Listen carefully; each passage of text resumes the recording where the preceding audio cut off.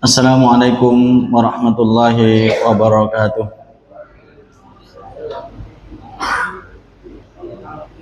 Alhamdulillahirabbil alamin alladzi anzala ala 'abdihil kitaba wa lam yaj'al lahu 'iwaja.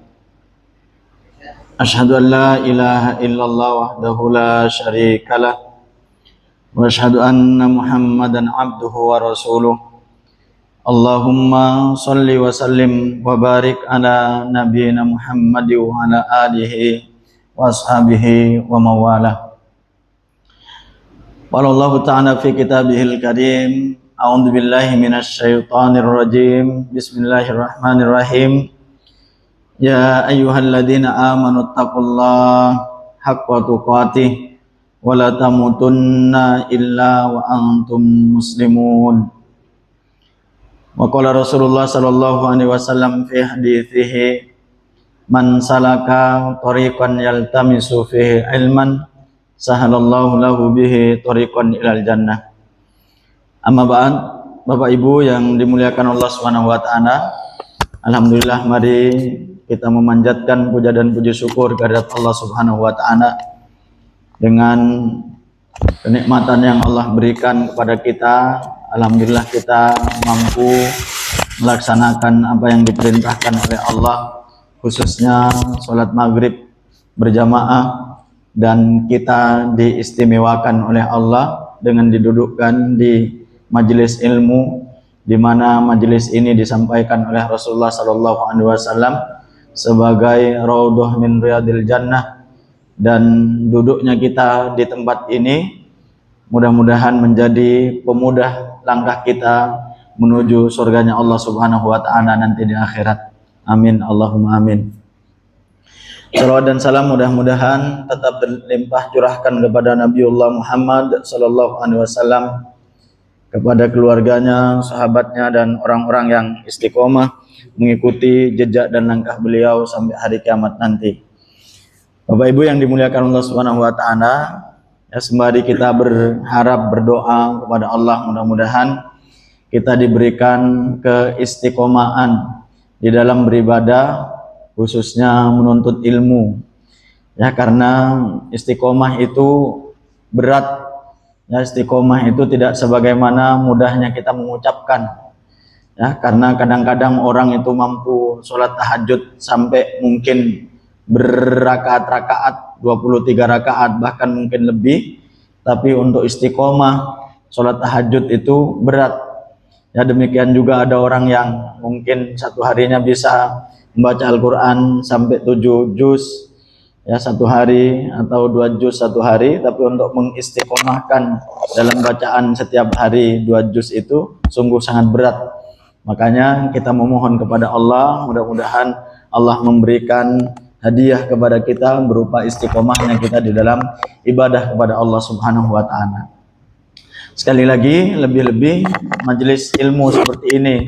Makanya saya selalu di dalam muqaddimah, yaitu mengawali muqaddimahnya dengan man salaka thoriqan, sampai orang itu ternyata sudah kenal. Saya katanya kalau ngisi di mana-mana, tadi ada orang di KUA, Ustaz Kamal itu, lo tahu Pak sama saya, pokoknya kalau Ustaz ngisi itu mesti ada man salaka thoriqan yaltamisu fihi ilman. Ya, itu tadi ada orang nikahkan keluarganya di KUA. Bukan saya yang nikah, Bu, orang yang menikahkan keluarganya di KUA. Dan karena alhamdulillah saya itu sudah harus absen ke KUA setiap pagi,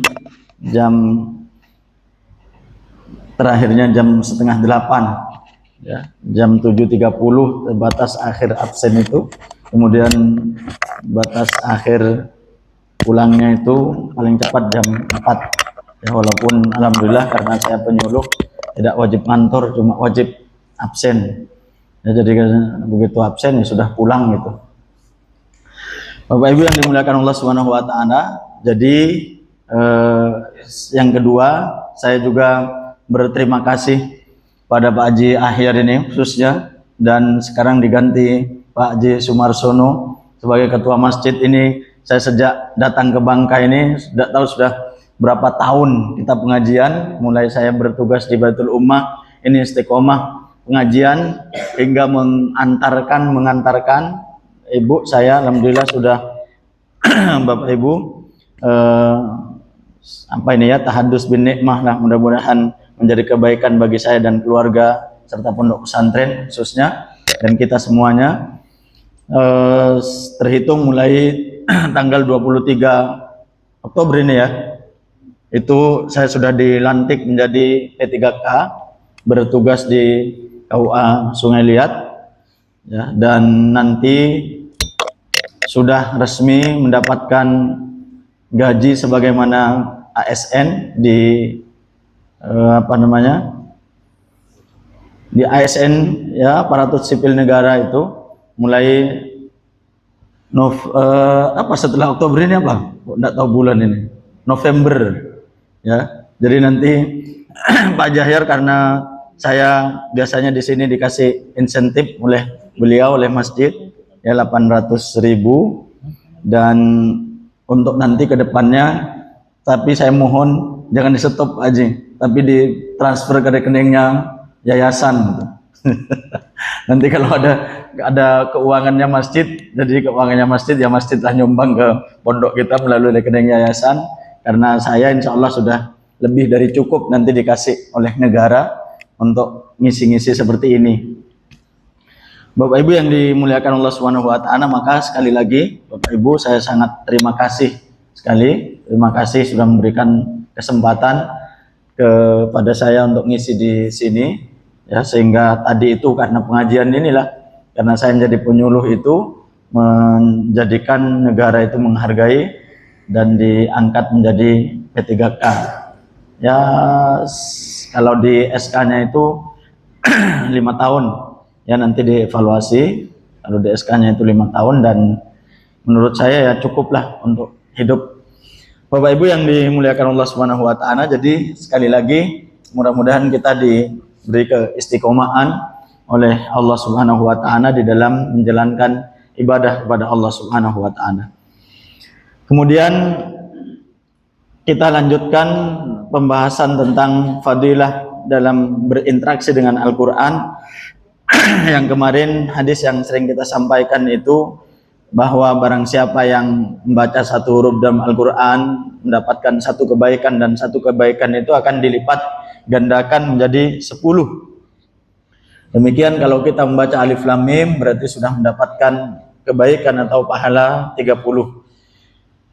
Bapak Ibu yang dimuliakan Allah Subhanahu wa taala, selanjutnya hadis dari Ibnu Abbas radhiyallahu anhu qala Rasulullah sallallahu alaihi wasallam, innal ladzi laisa fi jawfihi syai'un minal Qur'an kal baitil harbi. Kata Rasulullah sallallahu alaihi wasallam, sesungguhnya seseorang yang di dalam dirinya tidak ada Al-Qur'an, ya di dalam hatinya itu tidak ada Al-Qur'an, kal baitil harbi, sebagaimana rumah yang angker. Ya. Makanya Syekh Utsaimin menyebutkan bahwa annal jawfal ladzi laisa fihi syai'un minal Qur'an kal baitil harbi, yakni annal Qur'an ya'murul qalba wa yaj'aluhu mustaniran bil ilmi wa binuril kitabil aziz.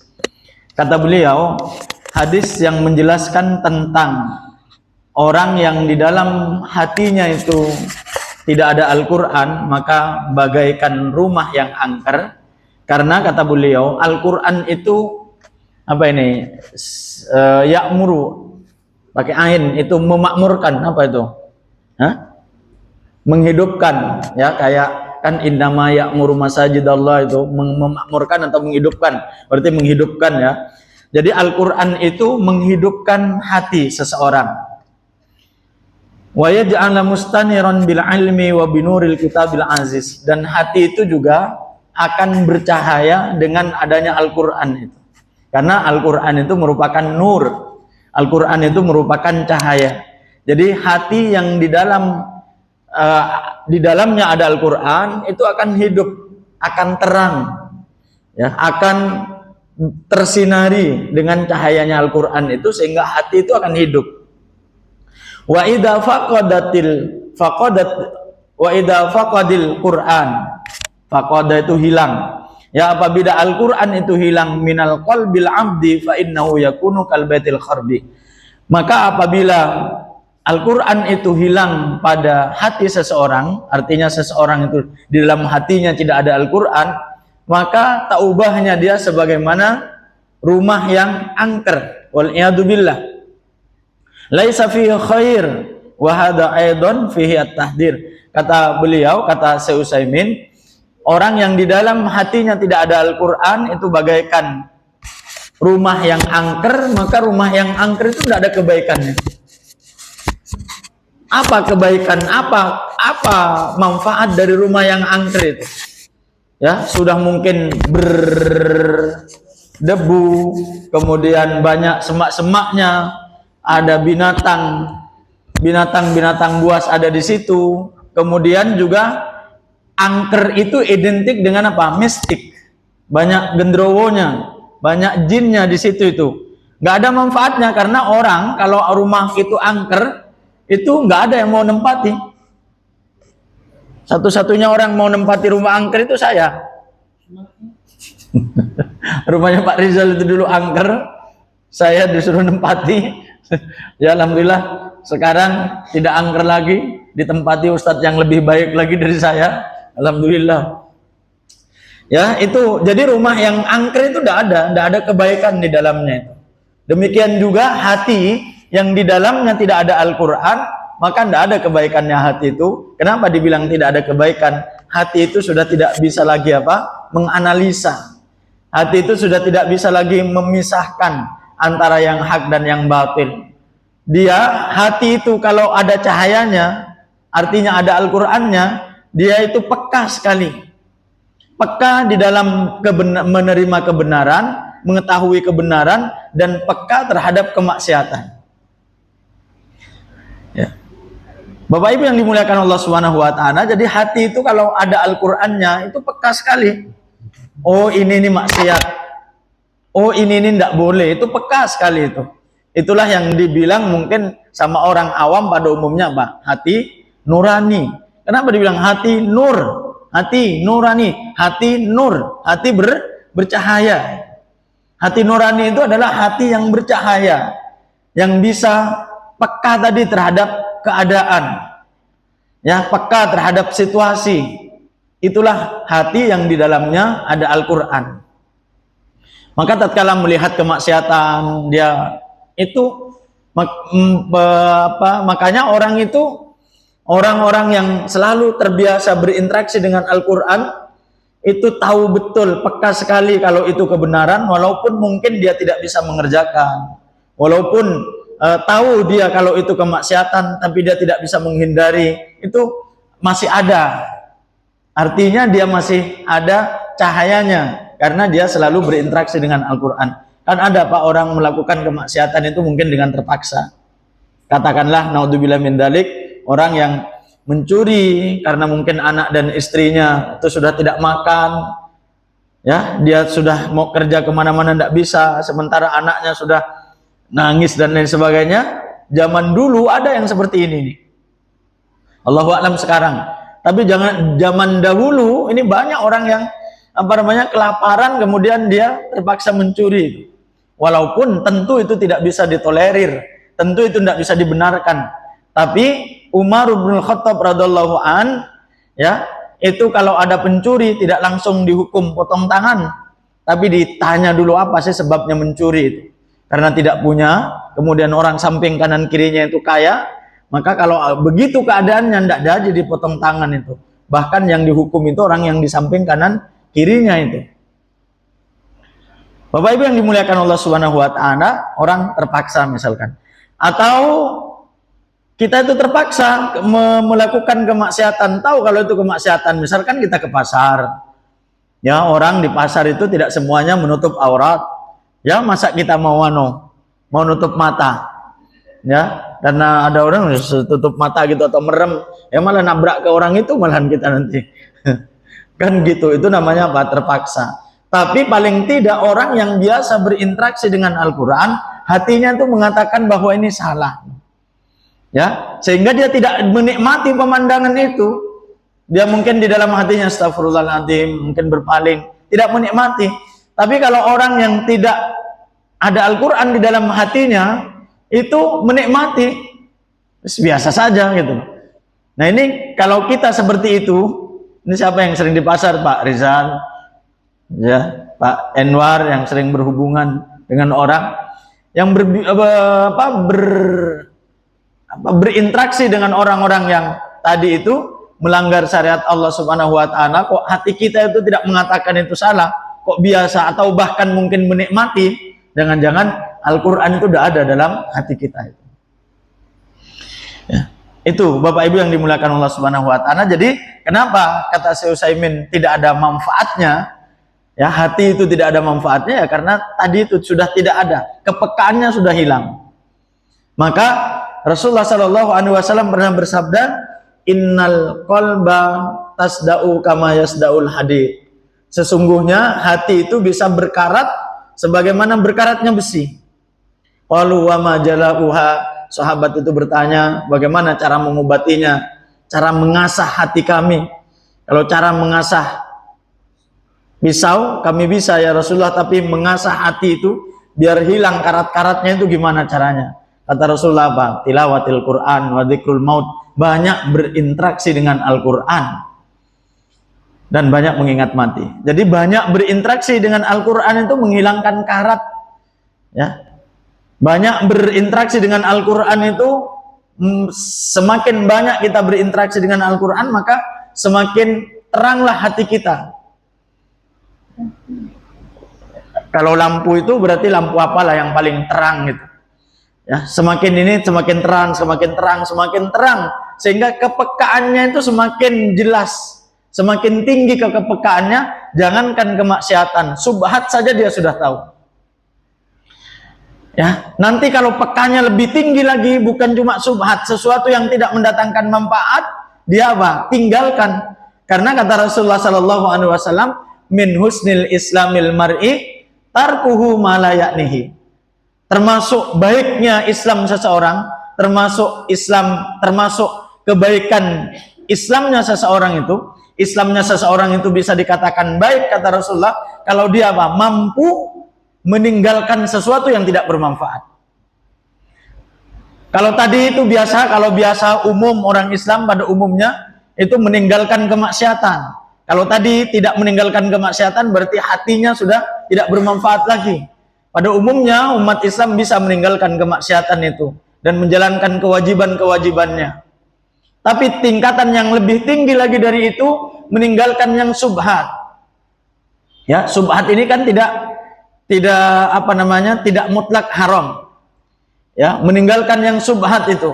Misalkan dia betul-betul kalau makan itu betul-betul dia cari dulu itu label halalnya ada ndak. Makanya kalau beli di Pak Rizal itu sudah ada label halalnya ayamnya. Kemudian beli bubur di Pak Enwar itu sudah keluar juga sertifikat halalnya.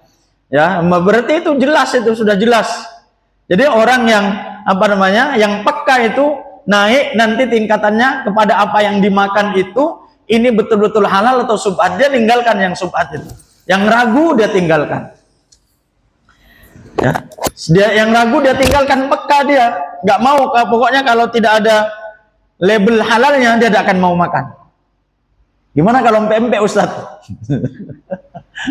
Pempek, makanya ini pengusaha-pengusaha kecil juga, ya, pengusaha-pengusaha kecil menengah, nggak apa-apa itu orang tanpa biaya, ya Pak Enwar ya, nggak ada biayanya Bu. Yang pedagang-pedagang kalau ada misalkan pedagang kue atau apalah, ya itu tidak ada biayanya, tinggal daftarkan, nanti diminta apa bahannya, sudah keluar nanti akan dibantu ada petugasnya. Saya dulu jadi petugas itu cuma karena malas gaptek dan sebagainya, sudahlah kasihkan ke teman. Ya, Bapak Ibu yang dimuliakan Allah Subhanahu wa taala. Jadi itu, kemudian pergi ke mall, pergi ke apa itu, mau makan juga itu selalu dilihat, mau minum selalu dilihat, karena orang itu sudah peka itu. Bahkan beli kosmetik saja, beli alat mandi saja, itu selalu apa yang dicari, pertama kali bukan merek terkenalnya itu, akan tetapi ada ndak label halalnya. Itu orang kalau sudah apa? Peka, karena apa? Banyaknya berinteraksi dengan Al-Quran. Nah, nanti naik lagi, bukan hanya meninggalkan yang subhat, akan tetapi apa? Dia meninggalkan yang sia-sia. Misalkan kalau di tempat saya itu kan juga orang tua dulu, ya itu kan main layang-layang itu, main layang-layang. Itu ada ndak manfaatnya itu? Ya, ndak ada manfaatnya, ditinggalkan, ndak ada. Saya kok belum pernah baca ceritanya ulama, kiai gitu kok mainan layang-layang gitu ya, atau catur gitu. Walaupun ini negara yang memfasilitasi olahraga catur gitu ya. Ya, tapi saya nggak menemukan itu ulama-ulama itu kok main catur, ada nggak Ustaz? Main catur gitu, ya, nggak ada. Karena itu kesia-siaan, gitu. Hal yang sia-sia. Yang ngobrol terlalu banyak, karena itu juga mematikan hati nanti. Termasuk diantara penyebab yang menjadi penyakit hati itu banyak ngobrol yang sia-sia. Ya, jadi orang yang selalu berinteraksi dengan Al-Quran itu, ya, dia meninggalkan hal-hal yang tidak bermanfaat, seakan-akan dia tidak punya waktu untuk mengerjakan itu. Nah, kita ini karena tidak banyak berinteraksi dengan Al-Quran, sehingga kita banyak mengerjakan hal-hal yang tidak bermanfaat. Ya, mengerjakan hal-hal yang tidak bermanfaat. Ya, karena apa? Hati kita tuh kurang peka. Tapi kalau kita selalu berinteraksi dengan Al-Quran, mesti hati itu peka. Ya, mesti itu peka hati itu. Karena kata Utsman bin Affan, selalu saya sampaikan ini, radhiyallahu anhu, beliau mengatakan kalau hati kita itu bersih, maka tidak akan pernah kenyang, tidak akan pernah bosan, tidak akan pernah tidak akan pernah puas di dalam membaca Al-Quran. Jadi selalu, istilahnya selalu kekurangan waktu untuk untuk berinteraksi dengan Al-Quran itu. Selalu kurang gitu. Karena Al-Quran itu, kata para ulama juga, bagaikan hidangan. Ya, semakin disantap itu semakin lezat dia. Ya, semakin lezat dia. Bagaimana ada juga yang mengatakan, ulama mengatakan Al-Quran itu taubahnya sebagaimana tamu. Bagaimana kita memperlakukan tamu itu, maka tamu itu akan akan kerasan. Misalkan kalau kita memperlakukan tamu itu dengan baik, ya, diajak ngobrol, dilayani, kemudian dikasih fasilitas dan lain sebagainya, maka tamu itu akan betah di rumah kita. Tapi kalau tamu itu tidak kita layani, ditinggal kemana-mana, tidak diajak bicara, ya, makan tidak disediakan, terserah kamulah, saya masih sibuk gitu, nggak akan betah tamu itu. Nah, begitu juga Al-Quran, kalau tidak kita jamu, Al-Quran itu tidak kita perlakukan baik, maka Al-Quran itu nggak mau dengan kita, sehingga jauh dengan kita. Ya, kita bosenlah dan lain sebagainya. Maka Bapak Ibu yang dimuliakan Allah Subhanahu wa Ta'ala, mestinya kita banyak berinteraksi dengan Al-Quran, agar supaya hati kita itu semakin peka. Bukan saja bisa meninggalkan kemaksiatan, bukan saja bisa meninggalkan kesubhatan, akan tetapi sampai kepada puncaknya bisa meninggalkan hal-hal yang tidak bermanfaat. Begitu juga kepada perintah, ya, kepada perintah Allah Subhanahu wa Ta'ala.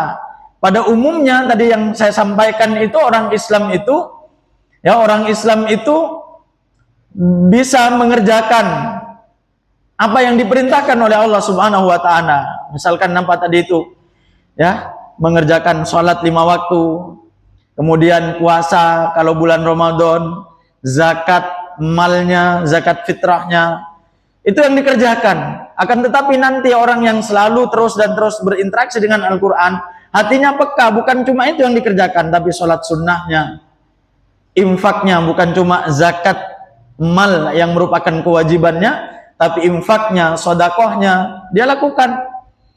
Ya, bahkan nanti kepada puncaknya dia peka untuk membantu orang yang butuh bantuan. Dia tahu itu, melihat orang itu sudah butuh gitu, dia langsung tergerak hatinya. Nggak nunggu orang itu mau pinjam. Pinjam ya, bukan pinjam modus sekarang ini. Susah lah menerjemahkan orang pinjam ini ya. Ya, kalau kita minjamkan orang sekarang banyak, kalau kita mau nagih kayaknya kita yang jadi pengemis itu. Maksa terus itu. Bahkan orangnya marah-marah kalau ditagih itu. Ini orang yang nggak benar begini. Tapi kalau minjem betulan itu, ya orang memang nggak punya apa-apa, dia nggak punya untuk beli beras misalkan, dia tanpa minta saja dia sudah apa? Kita sudah kasih. Seperti Bapak Ibu yang dimuliakan Allah Subhanahu wa taala, salah satu cara kita melatih kepekaan kita. Ya, karena kalau Bapak Ibu punya waktu untuk menelusuri, ya, mohon maaf, orang yang jual koran di apa namanya, di lampu merah itu saya yakin bukan orang kaya, ya. Kira-kira kalau dia punya omset 4 miliar, mau enggak jualan koran? Bu, kira-kira kalau dia punya 1 triliun, mau enggak jualan koran itu? Enggak akan. Ya. Enggak punya itu. Berarti apa? Walaupun kita tidak butuh koran itu, ya, Pak Rizal, Pak Yanto ini, Pak Anwar yang sering lewat di situ itu sediakan uang kecil. Kalau tidak mau uang besar. Sediakan uang kecil, ya. Setidak-tidaknya kita beli sebagaimana harganya, lebih bagus lagi apa? Dilebihkan, kan 3.000 itu, berarti kita 5.000 lah misalkan itu. Atau lebih. Meskipun kita tidak butuh koran itu. Itu melatih kepekaan kita. Ya, peka terhadap yang begitu-begitu itu. Yang lebih besar lagi misalkan, ini Pak Rizal, Pak Yanto lagi, dan Pak Anwar, kalau masuk ke masjid, alhamdulillah itu, jangan cuma ngeluh, panas gitu. Jangan cuma ngeluh begitu, panas Ustaz. Jangan gitu, itu tidak peka namanya itu. Ini 3 orang ini Pak Haji. Ya, itu namanya tidak peka kalau bilang ngeluh panas. Kalau peka itu gimana? Gimana Pak Anwar? Kalau peka itu belikan AC. Itu namanya apa? Peka. Jadi karena apa? Berinteraksi dengan Al-Quran. Berinteraksi dengan Al-Quran. Bapak Ibu yang dimuliakan Allah Subhanahu wa taala, jadi Al-Quran itu sekali lagi apa? Menjadikan hati kita peka. Makanya tadi Syekh Utsaimin mengatakan kalau orang nggak ada Al-Quran di dalam hatinya itu mesti dia bagaikan rumah yang angker, dan ketahuilah kata beliau, rumah yang angker itu tidak ada manfaatnya sama sekali. Bahkan mungkin orang lari, jangankan beli, jangankan menempati gitu. Orang lari lewat di depan rumah yang angker itu. Kalau tiap malam ada hihihi gitu, tiap malam ada, kalau setiap orang lewat di situ kesurupan misalkan, siapa yang mau lewat di depannya itu? Kan tidak mungkin mau orang lewat di situ, maka tidak bermanfaat rumah yang seperti itu. Bapak Ibu yang dimuliakan Allah Subhanahu wa taala, saya lanjutkan dengan bab yang menjelaskan tentang bagaimana kita harus menjaga Al-Quran yang ada pada diri kita itu. Ya. Dan bahkan tahdir itu apa? Ancaman bagi orang yang apa? Sengaja melupakan, melalaikan Al-Quran yang ada dalam hatinya itu. An Abi Musa radhiyallahu anhu anin Nabi sallallahu alaihi wasallam qala ta'ahadu hadzal Qur'an fawalladhi nafsu bi Muhammad fawalladhi nafsu Muhammadin biyadihi lahu ashaddu tafallutan minal ibli fi uquliha. Wa Ibnu Umar radhiyallahu anhu anna Rasulullah sallallahu alaihi wasallam qala inna mathalu sahibil Qur'an kamathalil ibil al muaqqalah in ahada 'alaiha amsakaha wa in atlaqaha dhahabat. Hadis ini dua-duanya muttafaqun alaih. Yang pertama tadi Rasulullah sallallahu alaihi wasallam bersabda, ta'ahadu hadal Quran. Ta'ahadu ini apa? Jaga, ya, pegang erat-erat. Awal aslinya ini kan ahada ini apa ini? Perjanjian, ya. Ya, kita terjemahkan dengan apa namanya? Pegang, jaga kuat-kuat Al-Quran ini, kata Rasulullah sallallahu alaihi wasallam. Fawalladhi nafsu Muhammadin biyadihi, demi zat yang jiwa Muhammad ada di dalam genggaman tangannya, lahuwa asyaddu tafallutan minal ibli fi uquliha. Al-Quran itu lebih, apa ini bahasa saya, mudah-mudahan tidak keliru, lebih liar. Ya, lebih liar. Kalau bahasa kangennya itu ence, itu apa sih? Yang binatang yang liar gitu. Apa itu bahasanya? Kalau yang muda itu kan jina itu kan mudah dekat kita. Tapi kalau liar lah ya, bahasa kasarnya liar ya. Cuma kayaknya kok nggak pas gitu. Tapi nggak apa-apa lah, biar memudahkan kita. Jadi Al-Quran itu lebih liar, kata Rasulullah SAW, dari onta yang diikat. Dari onta yang diikat. Ya, kemudian dalam hadisnya yang lain, kata Rasulullah SAW, sesungguhnya perumpamaan sahibul Quran, ya, orang yang di dalam dirinya ada Al-Quran itu, kama talil ibilil mu'aqqala, sebagaimana unta yang terikat. In ahada alaiha amsakaha, kalau unta itu dijaga ikatannya, maka akan apa? Amsaka, ya, akan terikat, akan diam, apa? Ya, akan terlindungi itu. Wa in atlaqaha, tapi kalau dibiarkan dia ikatannya tidak dijaga, dhahabat, maka dia akan pergi. Bapak Ibu yang dimuliakan Allah Subhanahu wa taala, nah Syekh Utsaimin menjelaskan tentang bab ini. Kata beliau, sebagaimana di dalam hadis itu, bahwasanya idamannallahu 'alaika fahafidtahu fata'ahadahu. Apabila Allah Subhanahu wa taala memberikan kenikmatan kepada kalian, kalian bisa menghafal Al-Qur'an, ya, maka jagalah, pegang erat-erat, ikat kuat-kuat. Wadzalika li'annahu ay Al-Qur'anul Karim kama sabahun Nabi sallallahu alaihi wasallam, karena sesungguhnya Al-Qur'an itu sebagaimana yang diperumpamakan oleh Nabi Muhammad sallallahu alaihi wasallam itu bagaikan unta yang diikat. Jadi kalau unta itu diikat dengan kuat, maka unta itu akan tidak lari gitu. Ya, unta itu akan tidak lari. Tapi kalau unta itu tidak diikat dengan kuat, maka unta itu akan apa? Lari dan doat, dan unta itu akan hilang.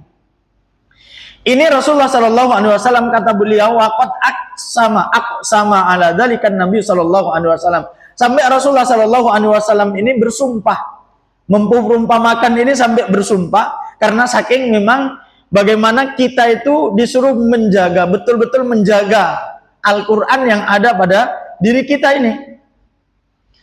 Ya, maka kata beliau, kata Syekh Utsaimin, ya, bahwa kalau kita itu, Pak Bu, sudah dikasih keistimewaan oleh Allah berupa nikmat, kita bisa menghafal Al-Quran, walaupun hanya qul huwallahu ahad, maka ini harus tikrar. Kalau bahasa pondoknya itu murajaah, harus diulang-ulang terus, bagaimana agar supaya qul huwallahu ahad ini tidak lari dari kita. Karena nanti kita dapat ancaman itu. Ya, kalau Al-Quran yang kita hafal itu kok lari dari kita, kita dapat ancaman nanti. Maka kita ulang-ulang, terus kita ulang-ulang itu. Ini surat Al-Mulk itu kan nanti ada di kajiannya, surat Al-Mulk sendiri itu. Ya, termasuk dari keistimewaan surat-surat dalam Al-Quran itu ada di sini, di Riyadhus Shalihin ini termasuk Al-Mulk itu. Kayak kita kan sudah hafal itu Al-Mulk itu. Ya, surat Al-Mulk itu, maka ini terus harus diulang-ulang terus, dibaca terus, tidak boleh hilang. Ya, tidak boleh lupa kita. Di sini bahasanya beliau nisyan, tidak boleh lupa kita. Bahaya kalau kita lupa, Bu. Makanya agar supaya tidak lupa, berarti diulang-ulang terus. Dan Syekh Utsaimin mengatakan lebih lagi kalau apa? Itu diamalkan. Kalau diamalkan itu tidak mungkin hilang gitu. Jadi ini semangat menghafal, kemudian setelah dapat syahadah, ijazah, hafal Al-Quran, sudah dapat 30 juz, sudah selesai, nggak pernah baca lagi. Ini tidak boleh begini nih, ya, karena cepat sekali nanti hilangnya itu. Lihatlah kita, ya, saya termasuk, ya, karena juga tidak terus diulang-ulang, itulah Pak, makanya sebenarnya bagus sekali kalau kita itu jadi imam masjid itu, karena termotivasi untuk ngafal itu, ya, termotivasi untuk ngafal itu, kemudian apa, diulang terus itu, ya. Tapi kalau tidak diulang terus itu, maka akan hilang itu, hafalan Al-Quran itu akan hilang, karena tadi itu lebih liar, bukan kalau tadi liar itu anunya apa, jinak ya. Ya, itu liar sekali, istilahnya gesit sekali larinya itu. Ya. Coba sekarang kita buktikan. Ngafal apa ini? Ayat apa?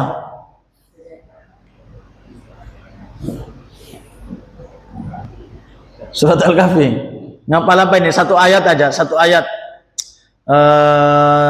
Apa? Yang surat As-Sajdah itu?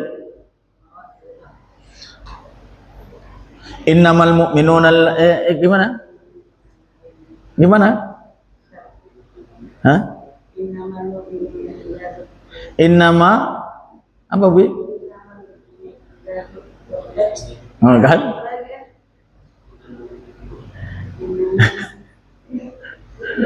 Walau tara idil mujrimuna nakisu ru'usihim 'inda rabbihim rabbana absarna wa sami'na farji'na na'mal shaliha inna muqinun. Anwar.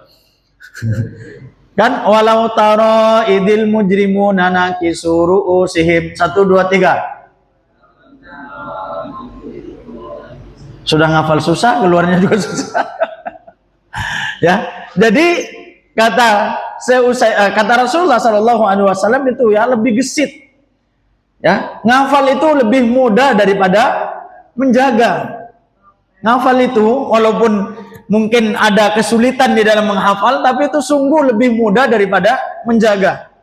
Karena menghafal itu, Bapak Ibu yang dimuliakan Allah Subhanahu wa taala, ada jaminan mudah itu. Sulitnya kayak apa, tapi dia lebih mudah daripada kita menjaga. Karena Allah sendiri yang mengatakan apa? Walaqad yassarnal Qur'an lidzikri fahal min muddakir.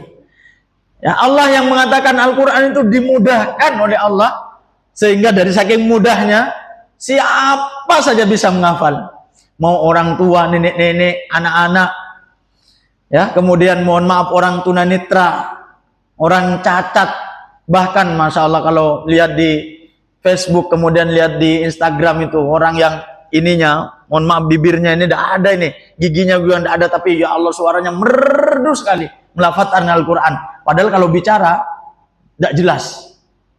Coba itu. Bisa semuanya karena memang Allah.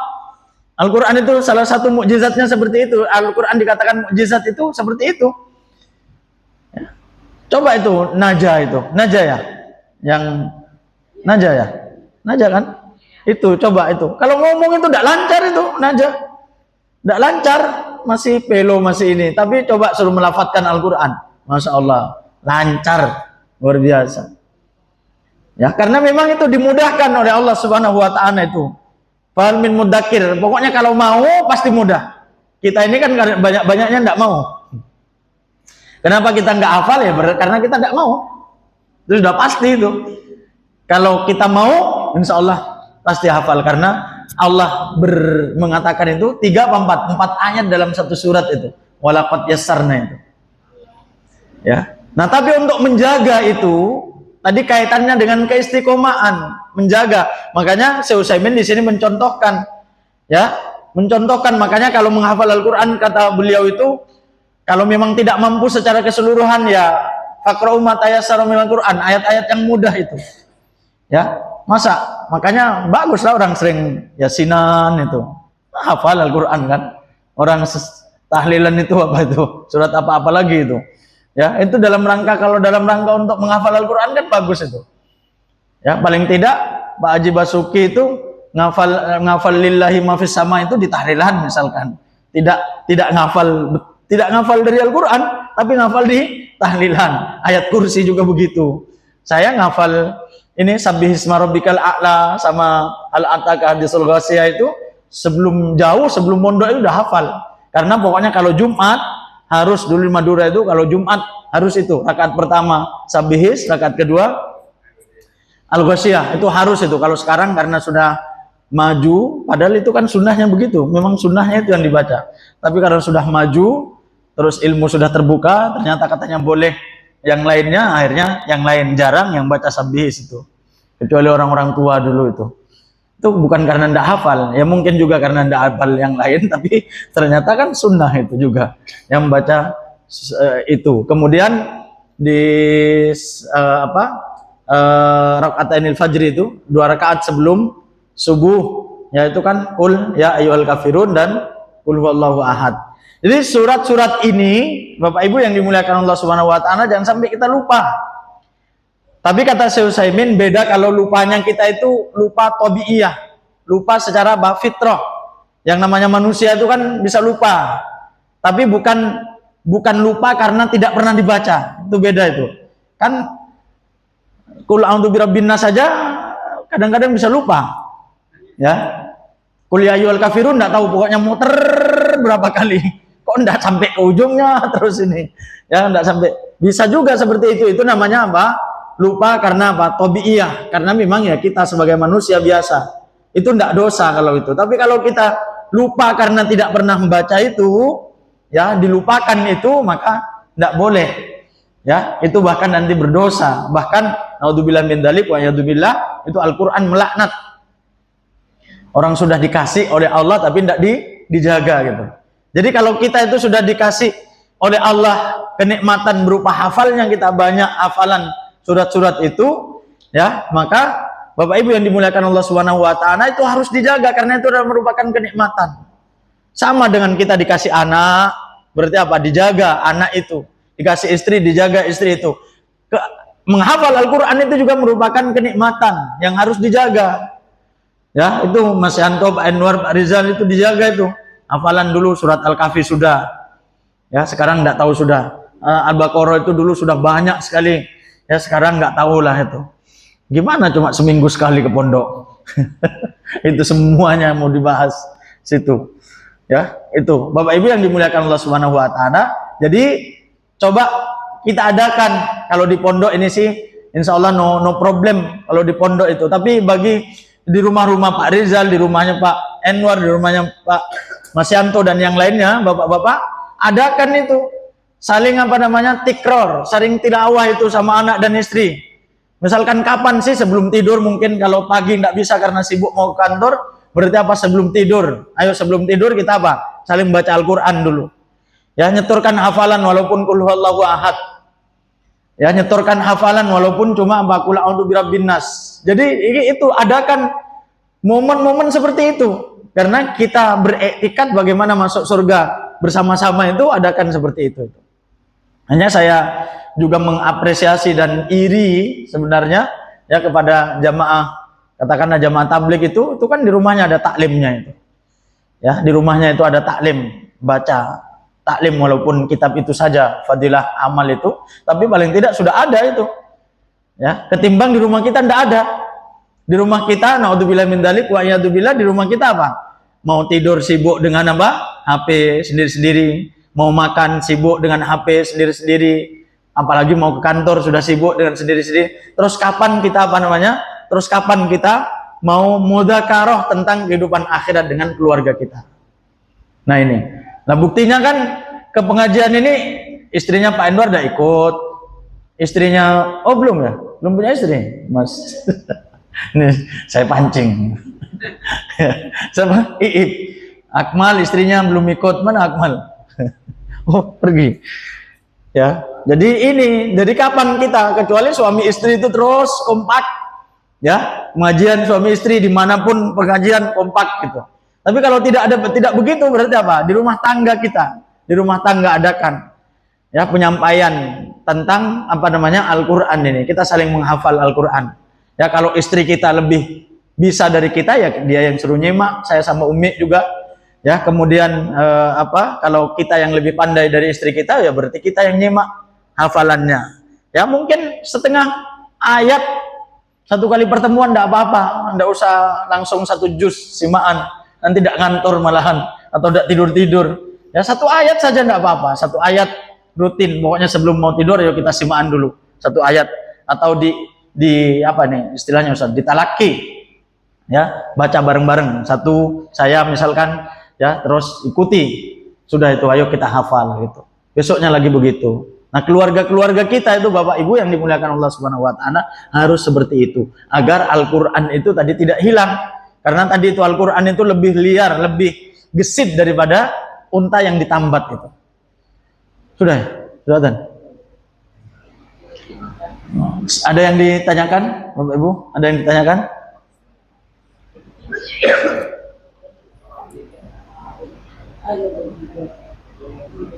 Ini kata beliau mengatakan, ya akhi, wahai saudaraku, kata Syekh Utsaimin, idza manallahu 'alaika bil Qur'an fata'ahadahu bil qira'ah bitilawatihi bitikrari at-tilawah wa kadzalika aidan bil ilmi bihi bil ilmi bihi li'annal amali bi syai'in yuaddi ila hifdhihi wa baqaihi wa lihadza qala ba'dal ulama qayyidil ilmi bil amal bih fa innal amala bil ilmi yaqtadi baqauhu. Kata Syekh Utsaimin, wahai akhi, wahai saudaraku, apabila Allah memberikan kenikmatan kepada kamu berupa Al-Qur'an, artinya kita diberi kenikmatan bisa hafal Al-Qur'an itu, kata beliau, maka ikatlah kuat-kuat, jaga kuat-kuat dengan cara apa? Membaca. Ya, dengan cara apa? Membaca. Jangan sampai ada hari yang tidak kita membaca Al-Qur'an. Kemudian bitikrari tilawah, mengulang-ulang bacaan itu, mengulang-ulang bacaan. Dan demikian juga dengan apa? Ilmu yang ada dalam Al-Qur'an itu. Ya, maka amalkanlah apa yang dia dalam Al-Qur'an itu, karena itu sesungguhnya akan mengekalkan mengekalkan hafalan, ya, menguatkan hafalan. Karena seorang ulama, kata beliau, mengatakan qayyidil ilma bil amal, ikatlah ilmu itu dengan amal, beramal, dengan mengamalkan ilmu itu, karena sesungguhnya beramal dengan ilmu itu menyebabkan bakoknya, kekalnya ilmu itu. Jadi Bapak Ibu yang dimuliakan Allah Subhanahu wa taala, tadi yang saya sampaikan bahwa hendaklah kita ada waktu dengan keluarga itu tikror, ya, saling simak dalam membaca Al-Qur'an. Ya, itu itu bisa nanti kita istilahnya itu ya di samping mengingat akhirat juga itu nanti timbul kemesraan itu di antara keluarga. Ya, apalagi kalau suami istri masih iib itu, ya, di tempat tidur sudah berdua, anak-anak sudah tidur dan sebagainya, terus saling nyimak Al-Qur'an, baca Al-Qur'an, wah itu indahnya kemana-mana itu masih iib. Kalau tidak percaya praktekkan ya, cepat. Itu ya, jadi Bapak Ibu yang dimuliakan Allah Subhanahu wa taala, ada kan waktu-waktu seperti itu. Jangan kita selalu bermusyawarah tentang keduniaan, selalu kita bermusyawarah tentang itu, kan memang bagus kita diperintahkan untuk rembukan dengan istri, mau kursi apa ini yang dibeli, mau apa yang kita beli, mau masak apa, dan itu bagus sekali. Tapi ada yang lebih bagus lagi dari itu, kalau kita bermusyawarah tentang kehidupan akhirat, diantaranya bersaling simaan di dalam membaca Al-Qur'an itu. Hadanallah wa yakum ajma'in. Mudah-mudahan Allah Subhanahu wa taala memberikan keistiqomahan kita dalam beribadah kepada Allah Subhanahu wa taala, dan mudah-mudahan Allah memberi ilmu yang bermanfaat kepada kita semuanya, dan Allah beri kita hadiah anak-anak yang soleh dan solehah yang akan menuntun kita ke surga Firdaus bertemu dengan Nabi Muhammad SAW. Mudah-mudahan Allah memuliakan kita dengan kematian yang husnul khatimah. Mudah-mudahan Allah memberikan keistimewaan kepada kita dengan kematian yang husnul khatimah. Mudah-mudahan Allah Subhanahu wa taala memberikan keistimewaan kepada kita dengan kematian yang husnul khatimah. Amin Allahumma amin. Subhanakallahumma wa bihamdika asyhadu an la ilaha illa anta astaghfiruka wa atubu ilaik. Astagfirullahaladzim. Assalamualaikum warahmatullahi wabarakatuh.